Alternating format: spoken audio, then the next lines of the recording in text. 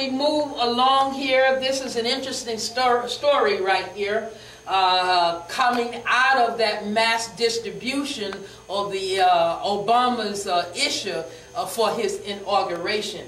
We received an email saying, look what God has done.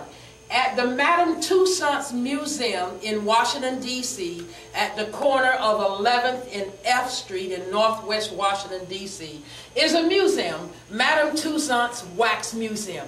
Well, somewhere along the line, somebody picked up a copy of the Message magazine, and in the museum, they have a replica of the Oval Office, and someone had placed on the wall, on the desk in the Oval Office, a picture of that Message magazine and a plexiglass stand. Now, everyone that visits the Wax Museum sits at this desk here and they have their picture taken. And guess what? In every picture, there is a copy of the Message magazine. And there are people visiting Madame Tussauds Museum from around the world. As a matter of fact, while I was there, I met people from Poland, I met people from France, and they were posing to have their picture taken here.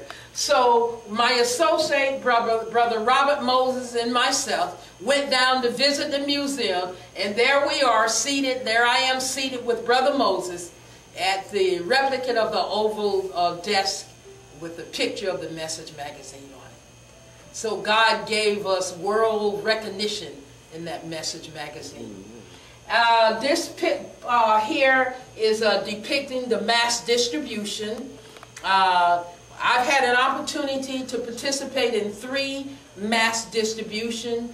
The first mass distribution was the Million Family March that was in Washington, D.C., and I don't remember the year right now. And then after that, 5 years or so later, it was the Million More March.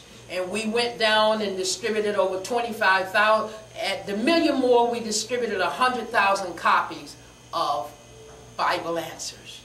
And at the Million Family, we distributed 25,000 copies of Bible Answers. And here we have pictures of the inauguration distribution. And I love this picture right here in the center here. If you can get a shot of this, you will see there are little white circles on this picture. And the little white circles, every time you see a little white circle, that means that there's a Message magazine in somebody's hand.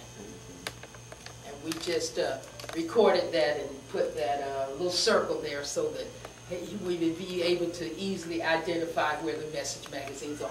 Also, here's another picture that intrigues and interests me, because there was some thought that if we did it late in the day, the people were going to throw the magazines away and not keep the magazines. But we were of a different mindset, and at the end of the inauguration address and people began to disperse, I walked behind a group of people just trying to see where I could spot a Message magazine. And I have numerous shots of whereby people had taken the Message magazine and it was stuck either in their purse or in their back pocket. And this was one of my favorite shots here. A young man walking down the street with the Message magazine stuck in his back pocket. Here we have some of our young people canvassing. This was back in the early 90s here. And this is a group of students. We were canvassing the Black Expo in Washington, D.C. in 1993. They had a big Black Expo. And there was a long line of people waiting. That line must have been at least a mile and a half long, of people waiting to receive their tickets to go into the Black Expo. And we took about 8 students down there, and they began to canvass the line. And as you can see here, this is a young man that was on our team, Donald McKinney. Donald McKinney is now a pastor in the Seventh-day Adventist Church. But I knew that the Lord would do great things with him because he was such a focused worker. He persevered, always wanted to know what his goal was, and as soon as he jumped out of the car to start working, you know, he was working towards accomplishing his goals and his objectives. This young girl here, this is another one of my favorite pictures on this board here. She had just arrived here from one of the Caribbean islands with her family. And school was going to start at G.E. Peters that following Monday. And they wanted her to attend Christian school, but they had no money for her to even register. And they figured that if they could get her registered, that they would be able to come up with the rest of the money as time unfolded. So someone called me on the phone and mentioned that they had this dilemma, and if she could join my team. And her and a friend of the family came out to canvass with us that Sunday that we were canvassing the Black Expo. And I'm happy to report that that Sunday, in 2.5 hours, she sold over $200 and some worth of magazine. And she was able to register that Monday morning for school at G.E. Peters. It's just some of the other students and other shots of our mass distribution and students here. And if you want to bring it over here, we'll show you some pictures here. I love my adult wall. We see the kids in action, but there is a work very much important and good for our adults. Here we have one of our leaders, Reginald Alexander. He's in a home canvassing a woman that also later took Bible studies. Same with Kendra Rogers and other of our literature evangelists. And here's a great shot down here from 1985. In 1985, there was a group of students at the Baltimore Junior Academy under the leadership of Sister Leola Allen and Brother Robert Moses. Those students sold $52,000 worth of literature in 36 days. Outstanding. Okay, I don't know if you can get this one here. Okay, here we have Jerica Thurman. Jerica Thurman, I believe she graduated here from Oakwood or RCUC, but she was brought up in the Adventist school system. Her family, members of the church in Camden, New Jersey. And this is, yeah, Oakwood. She was in school, but she canvassed in the Washington, D.C. area. And here she is in the parking lot presenting her books. And the Lord blessed her so tremendously. I love the expression on these ladies' face here as these two young literature evangelists, April and Jamie, are canvassing two ladies at the supermarket. And they seem to be so excited to preview and get that Go and Meet This vegetarian book. Okay, and we can come on down here. Some of my adults here, canvassing and working here. Myself and one of our workers presenting a plaque, an award, to the manager of a ShopRite in Philadelphia, who had given permission to one of our senior citizens, allowed her to set up her table inside the grocery store. And she stayed at that grocery store for 5 years. As a matter of fact, they put her right beside the Mac machine so people would have money to come over and take her books when they came in. Okay, we can move into the next.